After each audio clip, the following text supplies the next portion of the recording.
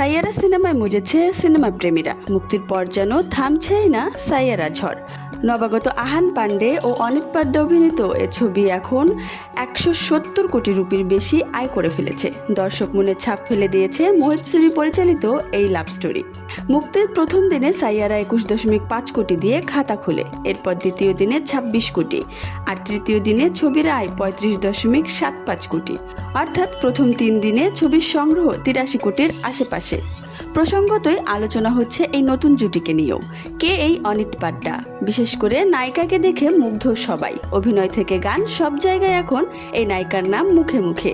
অনিত পাড্ডা পাঞ্জাবের অমৃতসরে এক মধ্যবিত্ত পরিবারে জন্মগ্রহণ করেন এবং সেখানেই তার শৈশব কৈশোর কেটেছে। কিন্তু শৈশব আর কৈশোরে সিনেমার প্রতি টান থাকলেও সিনেমার আলো তার জীবনে প্রবেশ করেনি। কিন্তু কৈশোর পার হওয়ার পরপরই তিনি বিজ্ঞাপনে পা দেন এবং অডিশন দিতে থাকেন একের পর এক। অবশেষে তিনি বড় ব্রেক পান সাইয়ারা সিনেমায়। অবশ্যই এর আগেও কাজল অভিনীত একটি সিনেমা সালাম ভিস্কিতে স্বল্প পরিসরে দেখা গিয়েছিল অনিত পাড্ডাকে। এই সিনেমার মাধ্যমে রাতারাতি অনিত পাড্ডা এখন ভারতের ন্যাশনাল ক্রাশ হয়ে উঠেছেন। এই নায়িকা এখন শুধুমাত্র একজন অভিনেত্রী নন, তিনি এখন বলিউডের নতুন সম্ভাবনার প্রতিচ্ছবি এবং ভারতের জাতীয় ক্রাশ। তো আপনার সাইয়ারা মুভিটি কেমন লেগেছে? যদি না দেখে থাকেন এখনই দেখে নিতে পারেন। ভিডিওটি ভালো লাগলে লাইক, কমেন্ট, শেয়ার করে পাশেই থাকুন। এমন নতুন ভিডিও সবার আগে পেতে চ্যানেলটি সাবস্ক্রাইব করুন।